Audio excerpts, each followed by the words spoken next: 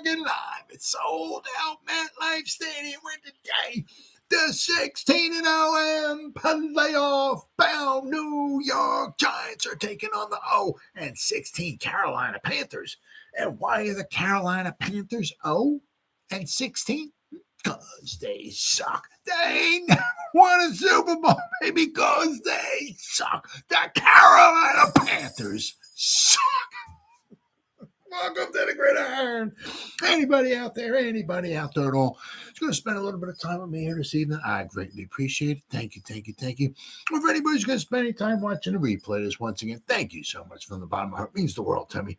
Going to try to go about 30 minutes here tonight, shoot my mouth off for about 30 minutes. Anybody got anything to say, please feel free, fire away. Throw in the chat box. You should try to check on the chat box like every 5 or 10 minutes or so. So as soon as I see something in there, I try to respond to it as fast as I can. So please feel free and fire away.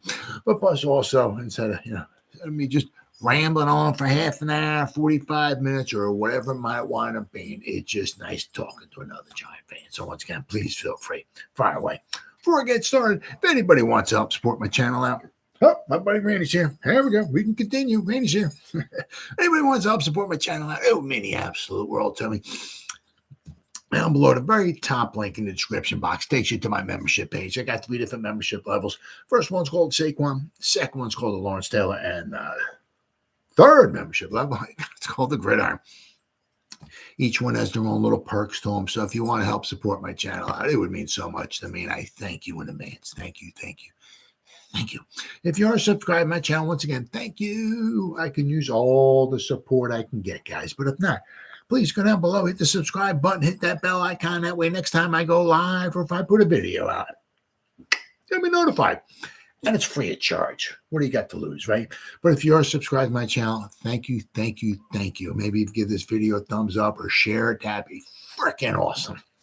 And then finally, also just a little ways down in the description box, there's 2 additional links. The top one's a Facebook link, which I'll go over in just a second. The one underneath it, I'm an old-time fart. Can't stand change. Get off my lawn! One of them old-time farts. It's a Twitter link. It's always been Twitter. It'll always be Twitter, to me anyway. Whatever letter of the alphabet Elon Musk wants to call it, that's on you, bro. I ain't calling it that. It's Twitter. Follow me on Twitter. I'll follow you back. That's an absolute promise. I try to put Giants-related stuff in my Twitter account every day. And then the link just on top of it, it's the Facebook link. Takes you to my Facebook group. It's called the New York Giants, the Gridiron. Very original, I know. It's doing simply marvelous, might I add. We have over 8,100 members in the group. Basically, if I'm alive and breathing, and if I have internet access, I'm putting stuff in this group darn near 365. And not only do I put stuff in this group, but the members post stuff in this group as well, too. So between me and the members, there is a ton of New York Giants information going in this group. Every day it's called the New York Giants, the Gridiron. It's my Facebook group. Please join it. You won't be dissatisfied. I promise. All that stuff said, done, and away with, Bob, I mean, you always got a little wondering,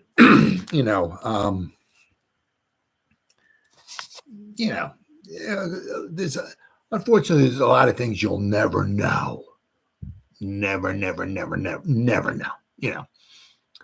Like when Xavier did a little bit of talking last year, did that kind of strike a chord with Shane? Yeah, what I mean? I don't think that we're being, the leaders are being listened to or something like that, saying that, once talking, did that strike a bad chord with Shane? Or, once again, you're never going to know. Was that possibly maybe a reason why that, who knows? And you're never going to know. But, it's amazing, and you see this, I mean, it really is amazing, sometimes how childish some people are. Now I can't say because, he got paid or whatever, he's turned into, I don't know, a child or whatever or something, but also the way he's taught. Apparently, this report anyway. He's talking on social media. Man, social media can be obviously one of your greatest friends, but it also can be one of your worst nightmares as well, too. Like if Xavier McKinney, he got signed. You should always stay humble and grateful and hungry. Hungry to learn more, to be better, become better, a better human being. Okay, it's not not act like a jack wagon. Which obviously apparently maybe in this article I'm going to read. You always should be very, very, very, very always attitude of gratitude. Always, just because you want to play football or this, that, the other thing doesn't mean you know how lucky you are to be alive and to be able to perform at an NFL level. The chances of you actually making it to the NFL and being able to play at high level. You know how lucky you are. I mean, you worked hard to get there and all, but I can guarantee you there's a ton of people out there in the world who actually work harder than you do and get nowhere near as much recognition or money that you do. So you're a very, very, very lucky guy. Stay humble, thankful and all that stuff and everything, So like all what I was going to say is that like with social media, after, we spent 4 years with the Giants, you go on social media, right? Because I'm sure you got people following them and stuff like that and all and everything. Like on Twitter. I'm not calling it the letter. It's Twitter, right? Or on Facebook, right? Whatever accounts you got. You go on there. Hey, and I see this a lot of times. Once again, whether they truly mean it or not, if you just go out of your way and try to express, a little. Thankfulness, go a long way. It's huge. I said, whether you mean it 100% or not, but I'm saying, but like if Xavier McKinney went on social media, onto his accounts, the people follow him, hey, Big Blue or, Giants Nation. Hey, it's been 4 great, 4 great years. Hey, it all started there. There'll always be a little part of me that bleeds a little blue or something like that. So, hey, thanks to the Giants organization, the team, this, that, and the other thing. Thank you to the fans. I'm not saying you got to say exactly stuff like this, but just something in this area. Anything, Thank you, Mr. Mara. Thank you, giving me my first 4 years in the NFL. I'll always bleed a little blue. But my journey now takes me to Green Bay, and that's where I'm focused at now, and all whatever. But I just want to say thank you so much, Giants Nation. Thank you, guys, man. Or something, whatever. Just saying it, thank you or gratitude, something, anything. That goes a long way. Now, once again, whether you mean 100% or not, hey. But if you go out of your way and say something like that, hey, that's cool. But once again, it's like with Kadarius Toney. It just goes to show you, how childish just some of these guys are. I don't know. I don't know if you can just truly 100% whatever blame them. Maybe this is the way they were brought up. It might be the people they hang around with and stuff like that. But like we saw how childish Kadarius Toney was. He was getting fitted for a Super Bowl ring. He's out there giving the middle finger, popping it. Let's just say that's the middle finger, right? Popping the middle finger up. Well, this is to the Giants fans out there and all that. Just really, really, really childish. Or like Eli Apple talking bad about like the Saints. I don't know what city's worse. The smell of he said something, the New Orleans or New York. I'm not sure which one smells worse or which one or something like. Just talking bad about the previous cities he was at and all that. Just absolutely childish. Really, really, really childish. But with Xavier McKinney, I saw this. I just, I didn't know. I don't. It's life is short. You start getting up in age like me. I'm very happy. I'm lucky. I'm knock on wood. I feel awesome. But you start getting up there in age, and you realize life's really starting to get short. I'm heading into the 4th quarter or whatever. Of life. why you waste your time on social media trying to please everybody, or why do you read? I mean, do you realize if I had, like, just say $1 million for everybody on the face of the earth, and I went to each person on the face of the earth and I gave them $1 million, everybody, do you know there'd be people bashing me on social media? You realize that?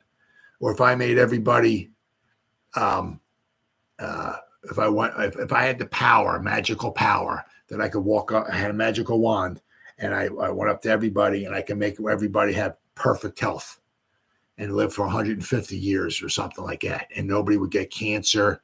Nobody would break a bone. Nobody would lose hair on their head. Nobody would get a cavity. Nobody would even sneeze.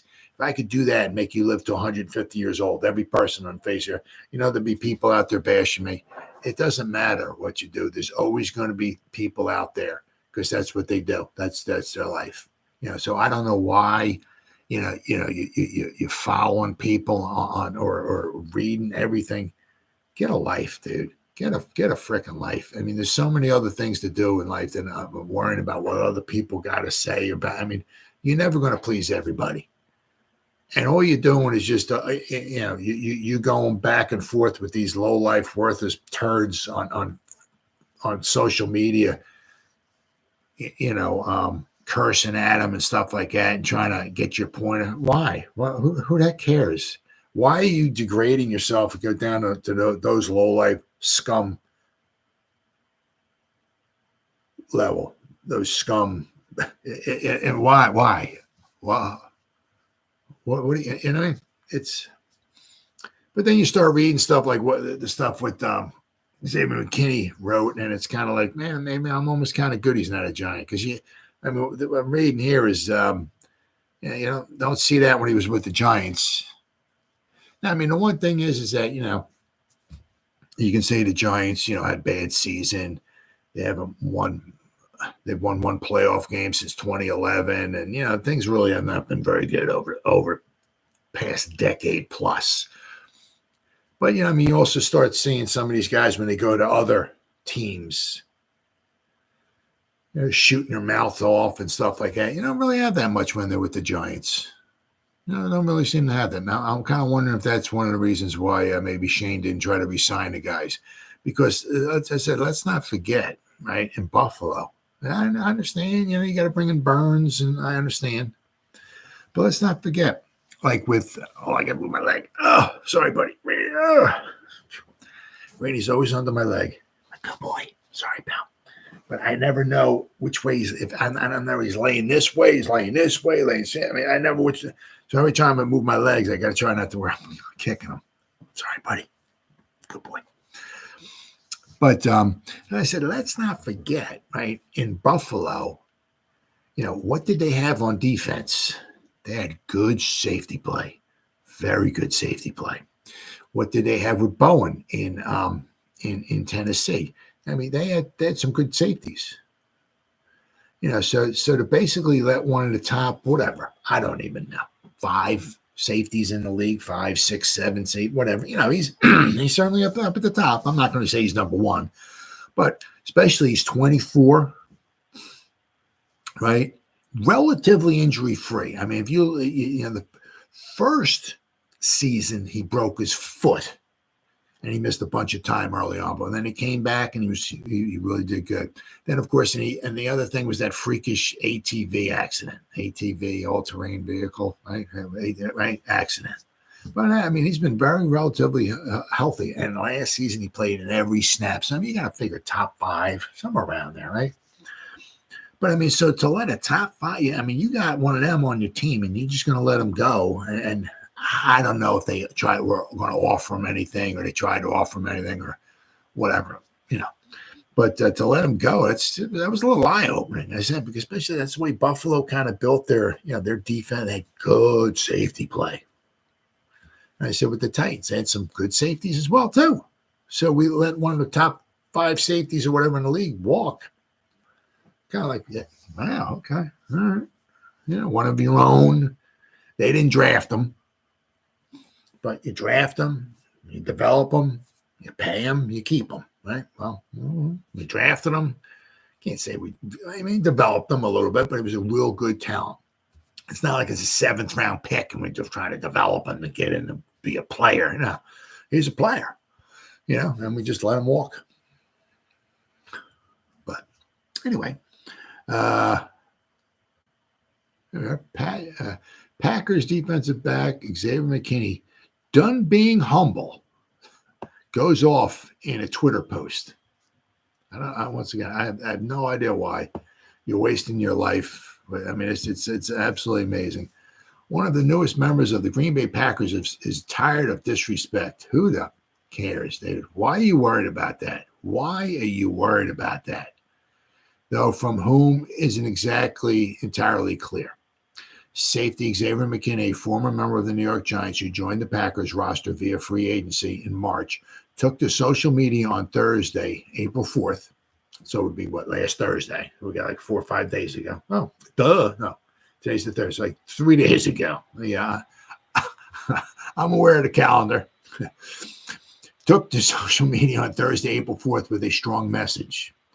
So this is Xavier McKinney. Done being humble with you MFs.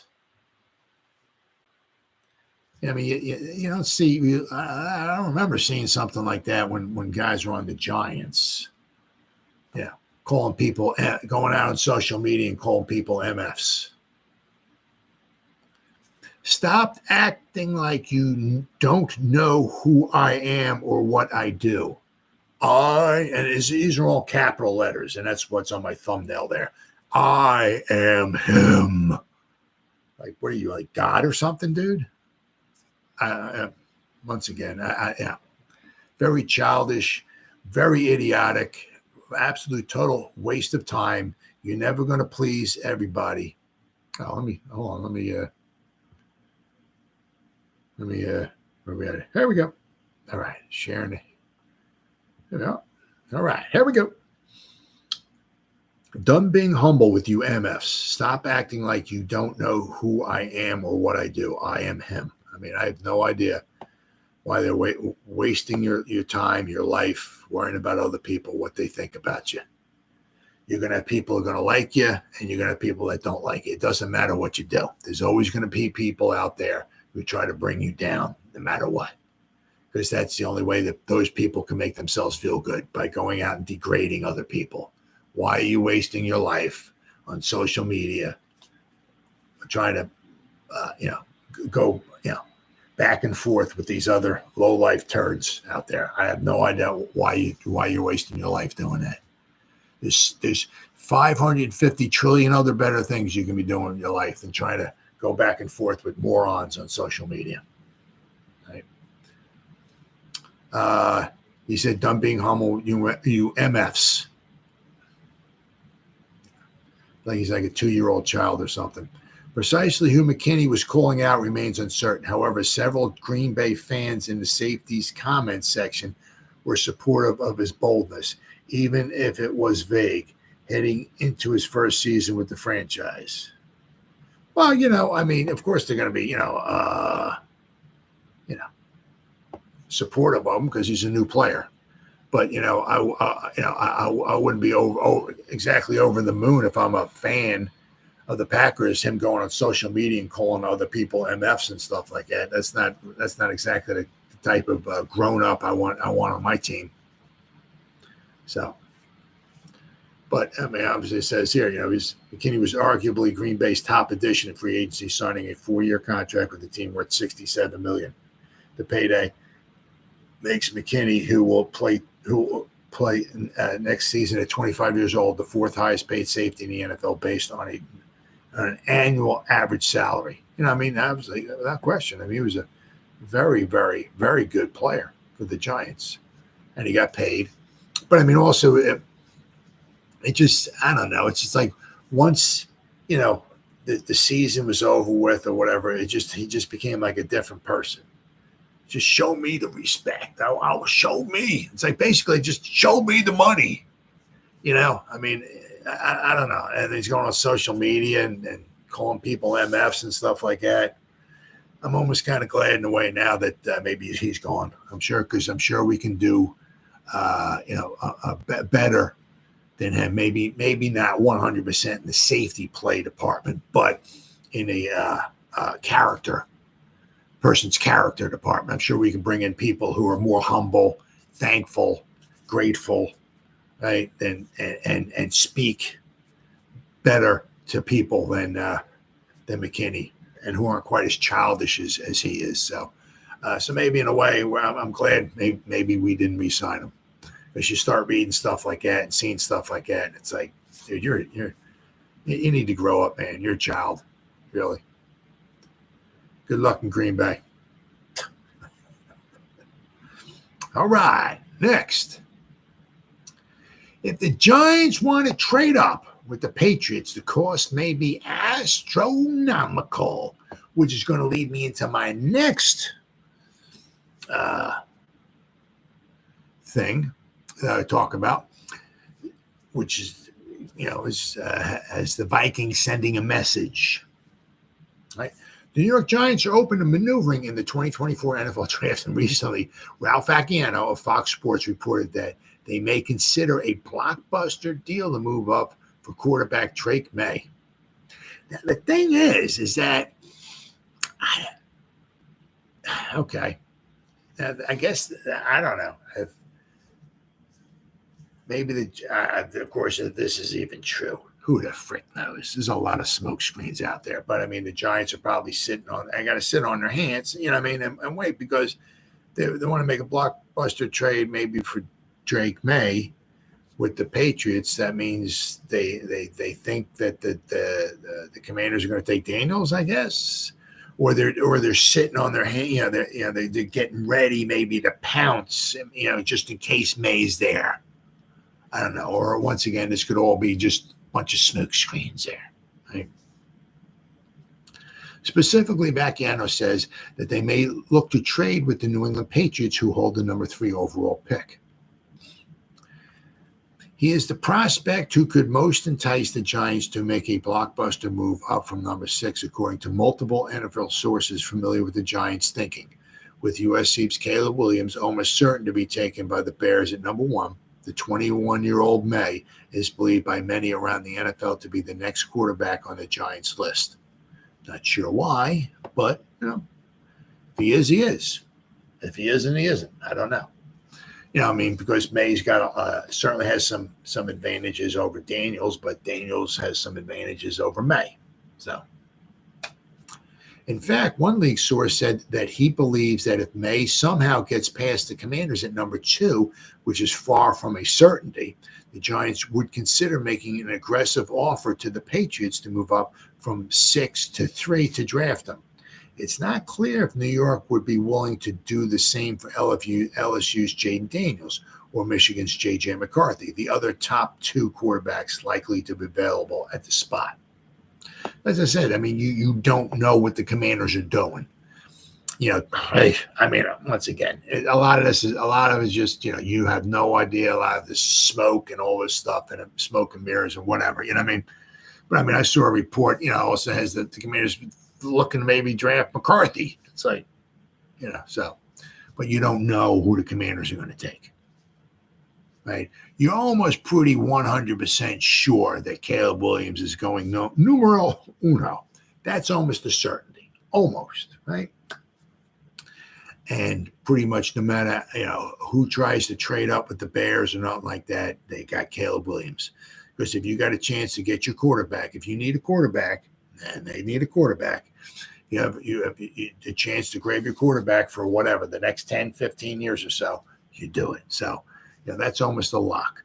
What the Commanders are going to do at number 2, you don't know. That you don't know. But one thing, I would find it rather hard for them to see if they're going to trade with the Giants, the Commanders anyway. And move back to number 6.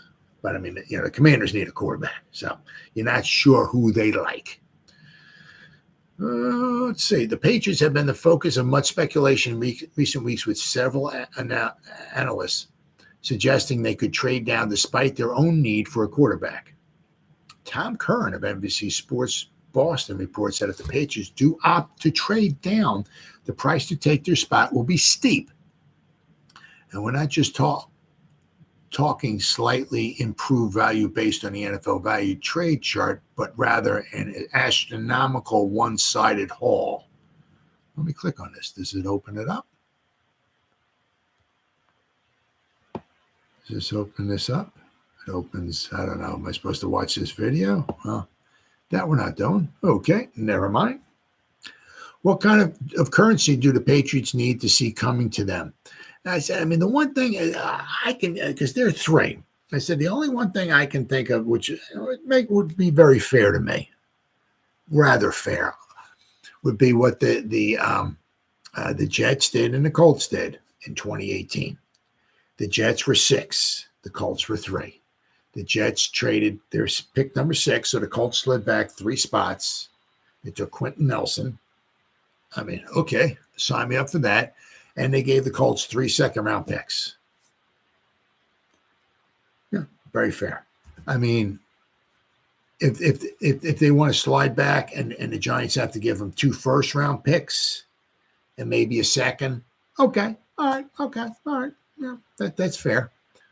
Yeah, but I mean, I'm not exactly sure. Let's keep reading, shall we? This is intriguing. What kind of currency do the Patriots need to see coming to them? I keep circling back to it's got to be 3 first-round picks. Wow. 3 first-round picks to go 3 spots. Yeah, no, I don't think so. I don't think so. Current said this week, from what I'm hearing, it's going to take a lot more than that for the Take a lot more than that for the Patriots to be moved off their spot because they as a team collectively understand the opportunity that these 3 quarterbacks represent at the top. So it's going to take more than 3 first-round picks to go from 6 to 3. Yeah. So let's see where we are there. So basically, right? I mean, they got pick 22, the pick number 3, which is worth $2,200. The Giants have pick 6, which is worth $1,600. Right? I mean, you know, I said what the Jets did. Okay, they went from 6. It is 2018. They went from 6 to 3. All right. So they gave, you know, I mean, if you couple up, just say here, right? You say that the Giants with 1,600 and say they coupled up their second-round pick, that would be a little over 2,000, which is still nowhere near.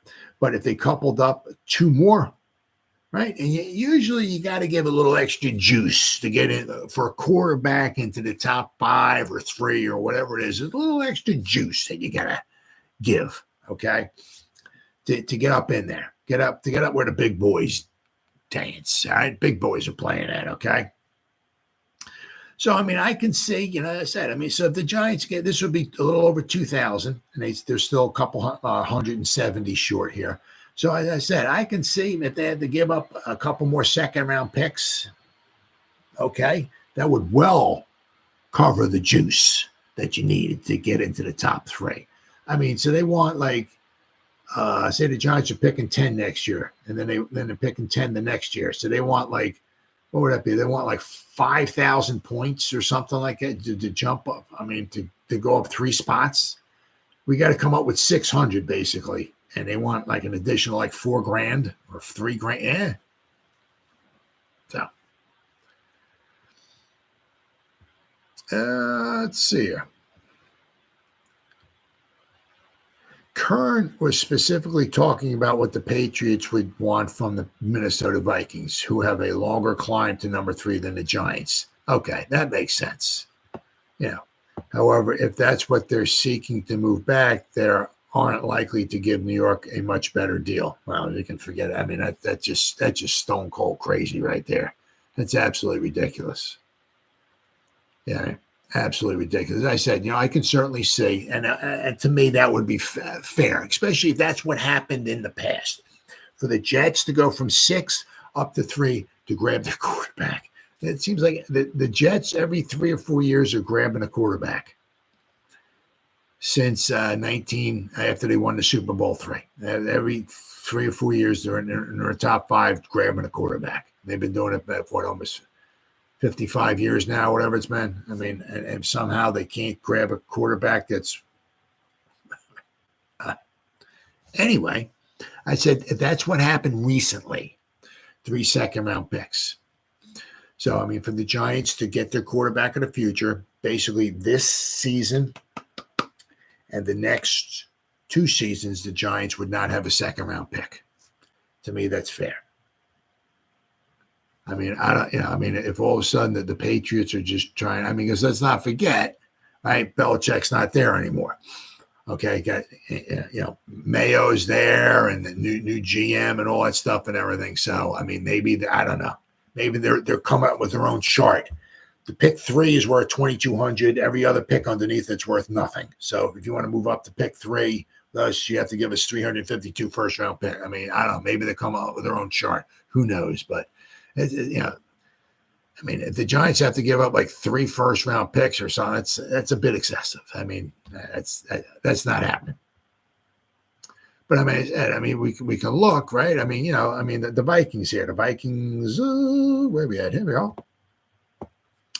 And the Vikings got 760 and 1250. So the Vikings, that's what I'm saying. So the Vikings, so this basically the pick 11 and 23 is worth about 2,000 points.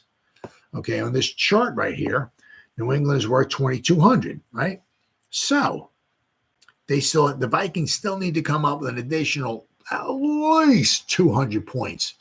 But then there's a little extra juice that you're going to need to get into the top 3 or 5, whatever, and especially if you're going up to grab a quarterback, right? So I can certainly see where, and I said the Vikings don't have a second-round pick. They don't have a third-round pick.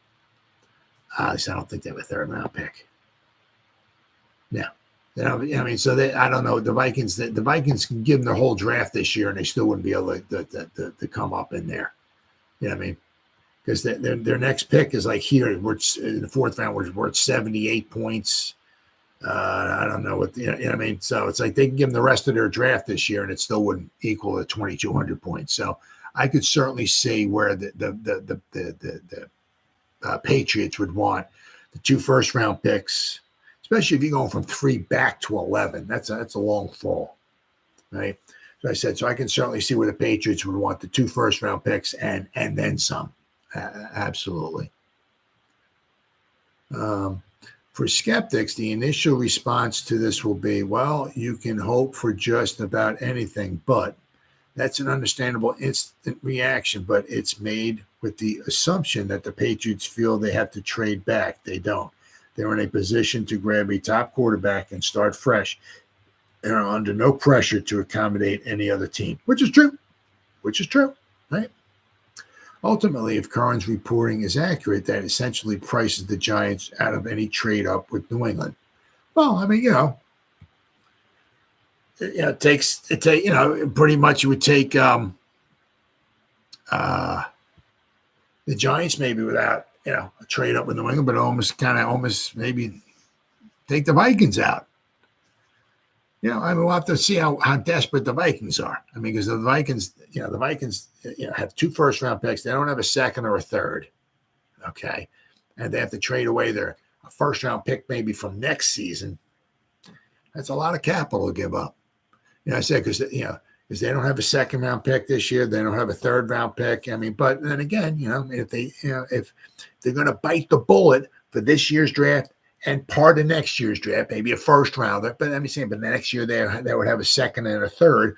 But they, if they're pulling the trigger, if Jaden Daniels is there, or McCarthy or May, if they think that's their guy, they got that kind of conviction, if they got all the chips in the middle of the table, Jaden Daniels, that's our guy. If we can get him, 3 first rounds it is, baby. You got it. So we'll have to wait and see. But I said, if they feel that the front office and everybody in Minnesota, in the draft, if the war room, they think Jaden Daniels is all that and a bag of chips. 3 first-round picks is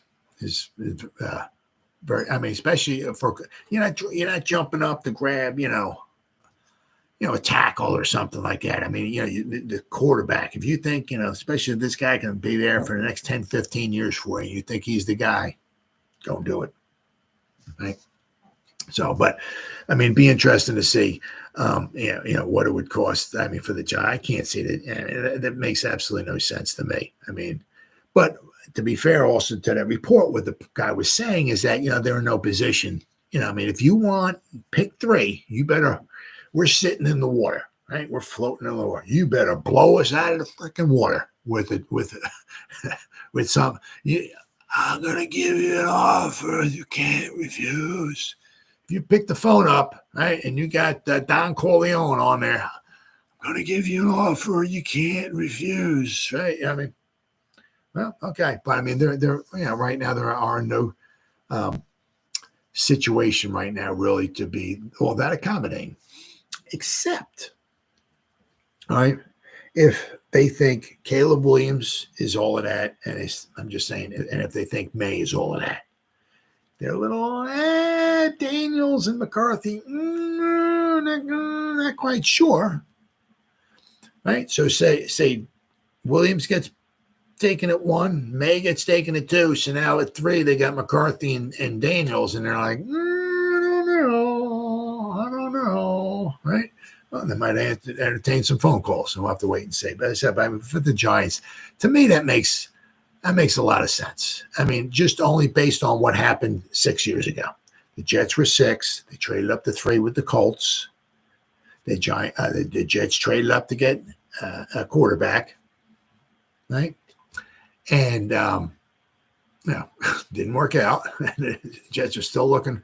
Well, they got Rodgers if he can stay healthy. But since that point in time, the Jets drafted another quarterback, and they're still looking for another quarterback. It's amazing. They drafted, since 2018, they drafted quarterbacks in the top, 3? They drafted 2 of them, and they're still looking for a quarterback. Simply amazing. But it just goes to show you what tails. It's heads. I lose. What a coin flip it is. You think grabbing a quarterback in the top 10, man, we grabbed the quarterback number 5, baby. Super Bowl, here we come. Nope. Don't mean that. You can do all the film work and all of this and all of that you want, but it's still a coin toss, whether he's going to be a Pro Bowl or not. 55% over the past, from the drafts from 2000 to 2020, those 21 drafts. If you pick the guy from pick 1 to 10, 55% chance of becoming a Pro Bowler. Not an All-Pro, not a Hall of Famer, but a Pro Bowler. 55%. Basically, it's a flip of a coin. Those odds are not very good, especially you taking a guy in the top 10 of a draft. Oof. So, all right. But this leads me to my next little point here, right? Topic of conversation, shall we say. The Vikings are sending a strong message. Here we go. Oh, I'm sorry. All right. There we go. Vikings send strong message to the NFL on draft day. Trade for a quarterback. General manager of the Vikings. I don't want to screw up his name. So,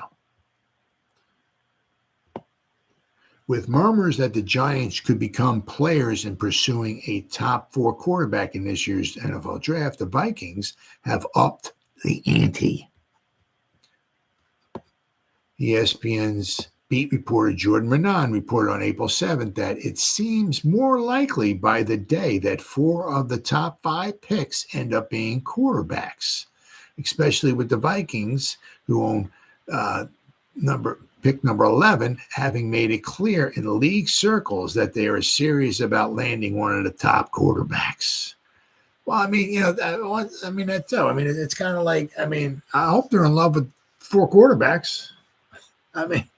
Which is kind of hard. And it's like, so you want the 4th top.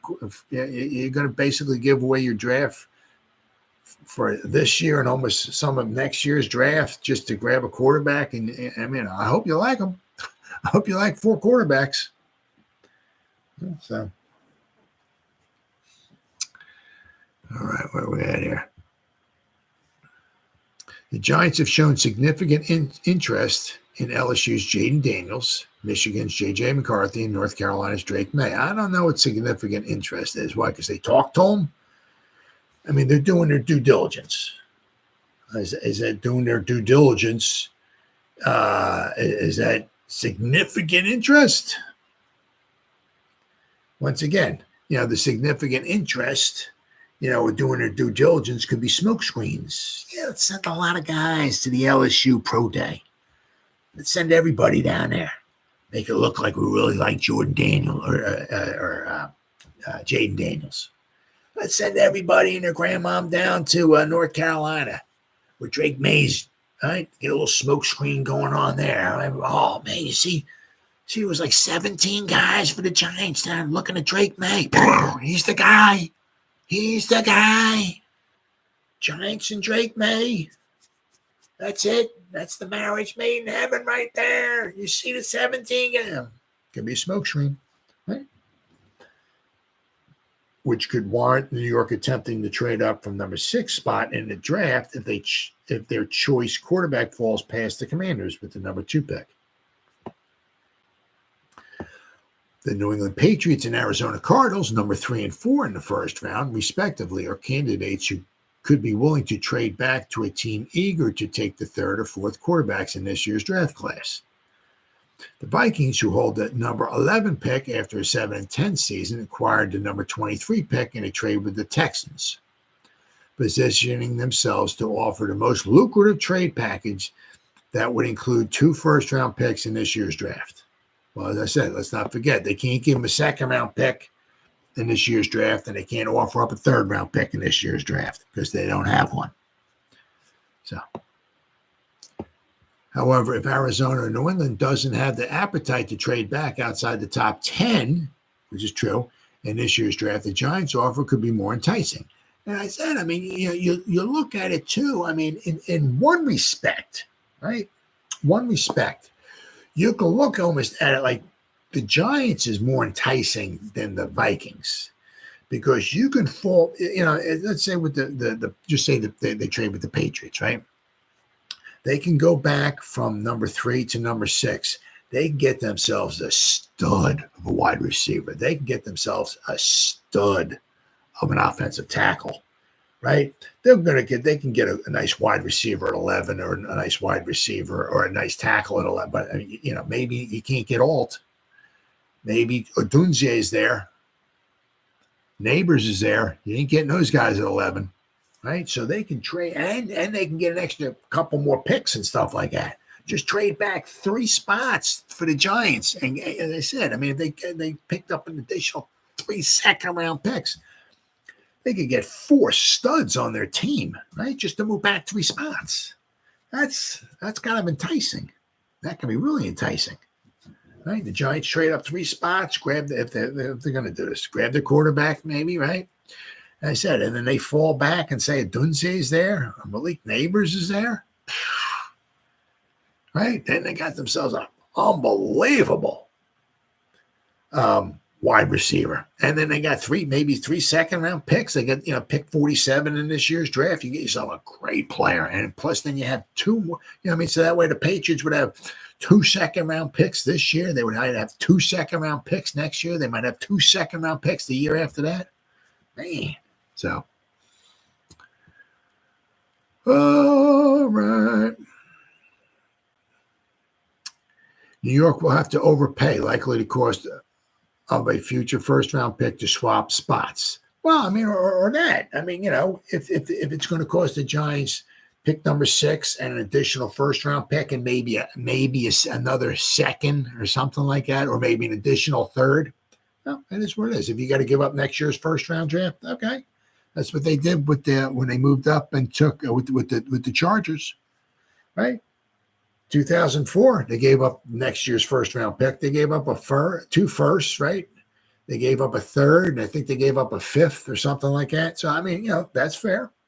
But then again, that was to trade up to the number 1 spot. This is not the number 1 spot. When the Giants went from 4 to 1, I think it was in 2004. Well, here it's from 6 to 3.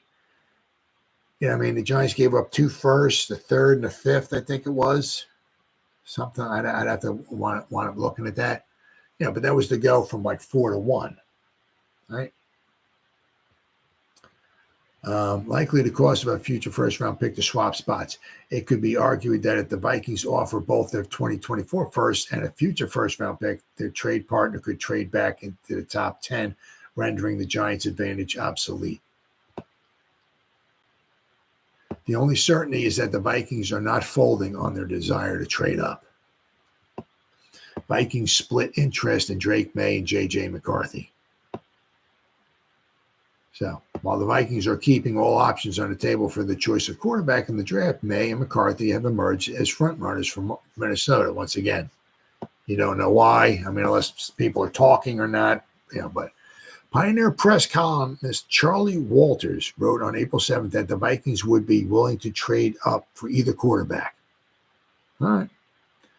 Minimally, the Vikings probably need to shoot up to number 4 in the draft to get either of quarterbacks Drake May or North Carolina or J.J. McCarthy, Michigan. It's likely the Vikings would take either, Walters wrote.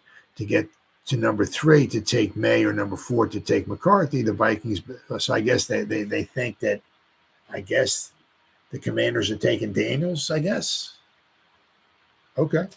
All right. To get to number 3 or number 4, the Vikings, besides number 11 and 23, might also have to give up their first-round pick in 2025. Yeah, right. Oh, yeah, absolutely. For a team that's expected to finish last in its division in 2024, that could be a high pick. Wow. Yeah, well, that too. Absolutely. So, I mean, that's really enticing, right? Really, really enticing. Because if they're going to trade up with the Patriots, like, you know what, the Vikings, we got that first round pick next season. They're going to stink this season. So next season they got another top 5 pick. Wow. Okay. All right. So we might get a top 5 pick next season, pick 11 and pick 23. Not bad. Not bad. However, then there's also this too. Let's not forget about this. If the Vikings just stay pat at 11, they get themselves a nice ball player. And then with pick 23, if we continue down the yellow brick road here, Michael Penix Jr. becoming a dark horse quarterback prospect for the Vikings, who the Vikings might be able to get at number 23. So instead of trading all these picks and everything, number 23, they might be able to take Penix Jr. They got the 2 first-round picks. That way they can keep their first-round pick for next season, get their quarterback maybe in the future at pick 23, and take a stud at number 11. So, while Walters called the Vikings draft a failure if they don't trade up into the top 5 picks for a quarterback, Michael Penix Jr. is rising across draft boards and could be a steal. Now, they have to keep the guy healthy. Sports Illustrated Albert Breer reported that coaches seem to be higher than scouts on Penix and have ranked him atop the second-tier quarterbacks behind Caleb Williams. So, I mean, that's something the Vikings can consider too. I mean, because if Penix Jr. quite possibly at 23 will be there. So why would you want to give up 3 first-round picks? I mean, unless you think McCarthy is so much better than Penix. Okay, then I can see maybe trading 3 first-round picks to get up that high. But, I mean, if you think Penix can do the job, and he can, but I think he has to stay healthy, you could probably get him at 23. Right? So, it's going to be very, very interesting. We got, what do we got? The 25th, so we got like 2.5 weeks. It's going to be here before you know it. I'm going to freaking love it. Absolutely love it. It's just like Christmas. Time of year is like Christmas. All right, and then this here, oh my goodness. Giants' interior offensive line was worse in 2023 than you realize. Oh my God. Wonder why we went through 312 quarterbacks, huh? New York Giants' offensive line has been one of the league's worst over the past decade, and one of the main reasons they have sunk to the bottom of the NFL standings. Yep, hard to argue with that. The offensive line and injuries, absolutely. Not the only reasons by any stretch of the imaginations, but obviously at the top of the list. Injuries and the poor offensive line play. It's almost impossible to win a Super Bowl, even if you have Patrick Mahomes there. If you get decimated by injuries and you can't block anybody, it's almost impossible to win a Super Bowl. Many thought the team had taken care of the line by using major resources in the draft and in free agency in recent years, but to little avail. If anything, the line has gotten worse. I mean, it's hard to believe, but it's true. It's true. But a lot of that also had to do with some injuries, too, and bad coaching. Last season, the Giants allowed 85 sacks, the second most in NFL history behind the 86 Eagles, 104. I think Lawrence Taylor had 103 of those sacks, and 20 more than any other team allowed. I mean, so the past season. More specifically, the interior offensive line surrendered more sacks than the entire five-man unit of 20 NFL teams.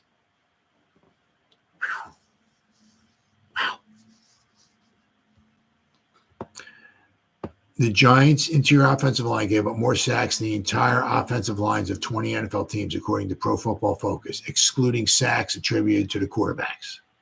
So if we go over here, we broke this down here. All right. So I'm saying the thing, I'm kind of like the Giants gave up 40 sacks here. I mean, the offensive line. They gave up 85 sacks. Where did the other 45 come from? I guess maybe running backs, maybe not picking up blitzes. Maybe tight ends, maybe, and some of it obviously on the quarterbacks. I don't know. I'm not exactly sure where they got these stats from,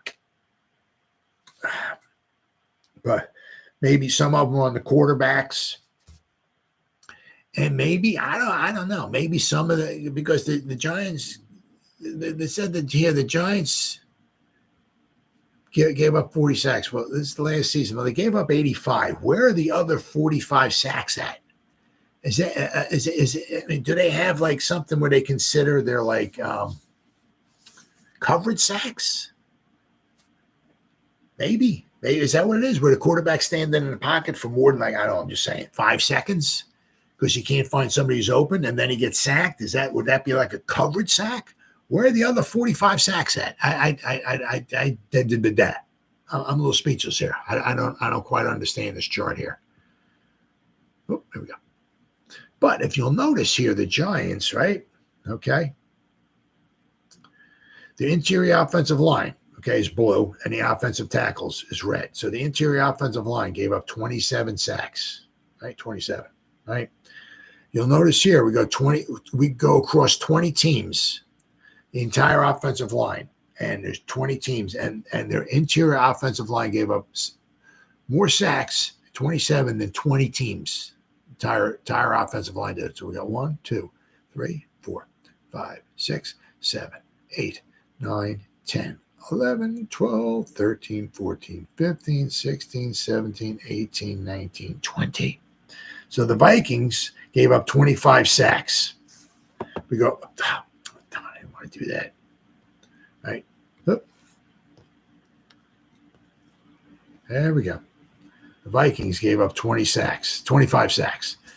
Their entire offensive line, all right, their tackles and their guards and centers gave up 25 sacks. Well, the Giants' interior offensive line gave up 27 sacks. So they gave up more sacks than 20 teams did. The entire offensive line of 20 teams.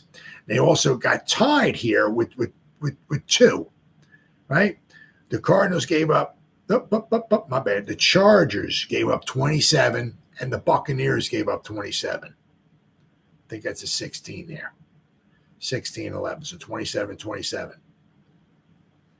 So the Giants' interior offensive line gave up as many or more sacks than 22 teams in the NFL last season. I mean, that's really, really bad. The only one thing you can say, which is nice, is that really for the most part, you hope there's nowhere to go but up.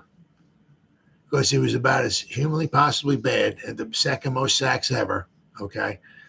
For the most part, there's really only nowhere to go but up. I said, unless everybody on the whole line gets injured, we wind up having 13 string players in there or something like that.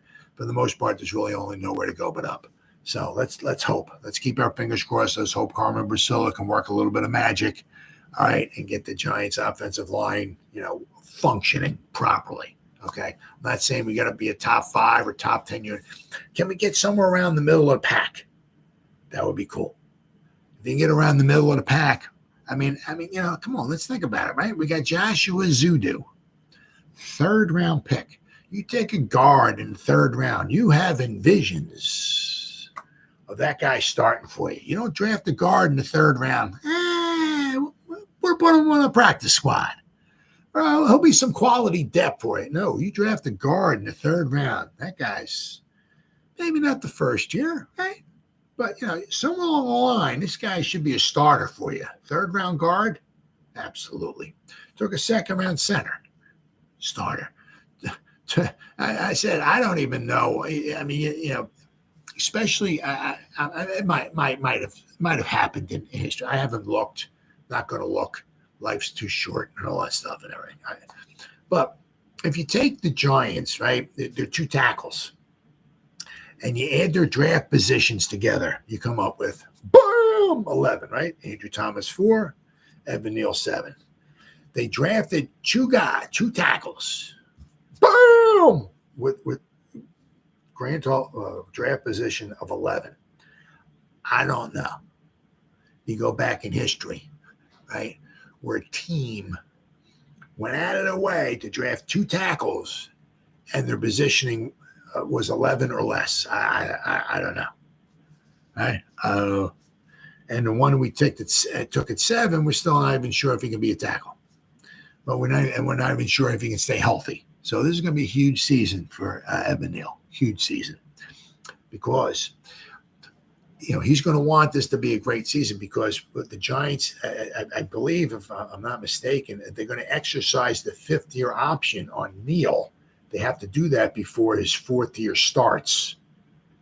Right? You just can't go and just exercise his 5th-year option, like any old given time. We'll wait. We'll see. No, after the third season, I think before the beginning, it's either the beginning of the new year or something like that. But after the third season's over, they have to start thinking. It's like what happened with Daniel Jones, right? They were going to pick up his 5th-year option or anything like that, right? Because 19, 20, 21, right? So the Giants, right? When Shane Dable came in, he had 3. They had to come in and they were going to exercise. Before the 4th year started, they were are we going to exercise the 5th-year option or not? And they said no. Right. So after the 4th year, right, then they had to basically give him a new contract. So after 3 seasons was up, Shane and Dable came in. They're like, we're not exercising the 5th-year option because we're not even sure if the guy can, be any good. He was good, and then he got himself a payday. Right. So for Evan Neal, can he stay? There's a couple things. Can he stay healthy? Right? If he can stay healthy, can he be a tackle? If he can stay healthy and he can't be a tackle, can he be a guard? Then the thing is, it's like, okay, we're moving him in to be a guard. Right? We drafted him as a tackle. We moved him in to be a guard, and we want to pick up his 5th-year option. Right, so it's gonna be a little tricky there, gonna be a little kind of tricky. So we'll have to wait and see. Because it's gonna be a big season for Evan Neal, big season for Evan Neal. Right now, of course, if they don't pick up the 5th-year option on him, right, they don't have to, but they can certainly try to sign him. If he plays this season, he can stay healthy, and he plays next season, and he stays healthy, and they switch him into guard. Now he's a guard. Right, for the Giants, and they certainly have the first. They can sign their own players first, right? Give them a nice little contract, right? But you figure pick 7, my goodness, let's hope the guy can, function at some position, right? All right, now what we got here? All right, now of course, good old Darren Waller isn't sure if he can commit 100% to the process. So, the thing is that, I forgot who it was that said that, but, if you're contemplating Howard Cross, and he was, I think, talking about somebody else, other people brought this up as well, too. But Howard Cross also brought up kind of like if you're contemplating retiring, or if you're not sure if you can commit 100%, it's time to go. If you're thinking about retiring, you're retiring. If you don't think not sure if you can commit to 100%, you can't. It's time maybe to retire, right? So it's starting to sound more and more like Darren Waller might be bye-bye. Right? I mean, which is, which you got to respect him, appreciate what he did for the Giants last season, respect him and all that and everything. Class act guy. I was happy we had him for a season. Just didn't totally work out. The biggest bummer of it all, obviously, we gave up a third-round pick. So now we gave up a third-round pick for a guy who played 12 games for the Giants. Costly. But, live and learn. So now hopefully Shane, going forward, will learn. Well, I got this guy I can get for a third-round pick or a second-round pick or whatever, but he's had some injury history. I think we're going to have to pass, right? Hopefully Shane will live and learn. The Giants thought that they were getting a solution to their tight end woes last March when they traded for Darren Waller. 6'6" Waller had been one of NFL's top players at the position unit until a spat of injuries slowed him down. The Giants were hoping he'd regain his old form in 2023, but injuries once again punt a crimp. How about put a crimp? Put a crimp in the plans. I think that's a spelling error anyway. This spring, Waller is still undecided if he'll continue his NFL career. So the Giants have been patient with him and are respecting his personal space, but may not wait too much longer. Shane said, I talked to his agent a few weeks ago. Darren is going to take his time and make his decision. He's still undecided. I'm not going to get into the details. I've talked to him. He's undecided. In a recent interview with Forbes, the 31-year-old Waller gave some insight into his current thought process. I'm at the point now where I'm like, okay, how much am I willing to give to the process? Waller said. If it's not 100%, it's a disservice to the teammates and to the organization that I have. Absolutely. I'm still trying to make a decision on that, and it's tough to make one or it's tough to make one or the other out of emotion. Okay, well, that's Joe. Waller was traded to the 3-year, $51 million deal. The one thing is, if he does retire, the Giants will save themselves some money, so they'll get a little more salary cap space, which would be cool. Let's see. Being traded itself was not a surprise. Going to the Giants was a surprise. I heard earlier in the season a couple of different times that I was being shopped around from my agent, he said. When I was traded, it wasn't the trade itself. It was more so the team. I had heard the Green Bay Packers and Miami Dolphins had some other teams. Waller's life has been uprooted, and that perhaps along with the injuries has him second-guessing his future in New York. People don't see a lot of that human element when it comes to moving across the country, finding somewhere to live. You don't have any friends, Waller said. There's a lot of things that help a human being thrive, and those things get taken away from you. You have to rebuild and work through that adversity. Those are the kind of things that you have to roll with when you're in this type of industry. Absolutely. But Waller may decide to stop the roll. If so, the Giants will be ready. They've been loading up on their tight end room with veterans and could grab another in the draft. Now that's the thing. I mean, they certainly, have been, but I mean, they've been bringing in blocking tight ends, right? I mean, Bellinger will be the main weapon, right? Who has some very good hands, but for the most part, just to be true, if we drafted like a Dunze or Malik Neighbors or somebody like that, right? That would open things up a little bit. That might make a little more space out there for like a Bellinger or a Lawrence Cager or somebody like that. So that might get them some extra catches. Okay, it's not going to make them any more dynamic or anything like that, but they'll certainly maybe get some more opportunities, because if you got yourself a dog out there running around, that opens up the field, right? If you got a better offensive line blocking, right, and a quarterback can stand in the pocket for more than like a half a second, and they can throw the ball, right, that opens stuff up. That gives everybody a little more opportunity.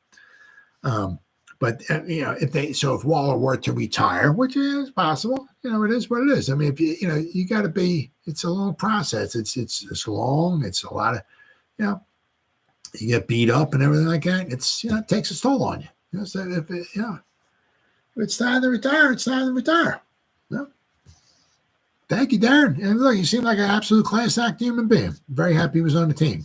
I wish he could have done more. Wish he could have played more. Wish he could have lasted longer. All that stuff. But it is what it is. But I mean, the Giants certainly, whether it's in this draft or next year or something, the free agency or next year's draft, pick themselves up maybe more of a receiving threat tight end.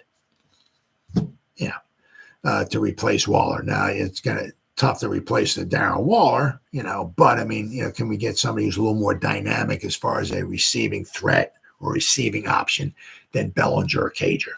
As I said, because we got Manhurts and Stahl, but I mean, they're blocking tight ends. We got Adoree Jackson, Stahl, Manhurts. I mean,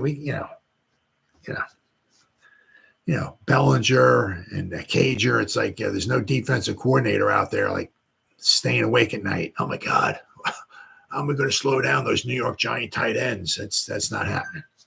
And like I said a bunch of times, right? This is like at least a couple more years, right? This season, and let's see next season, right?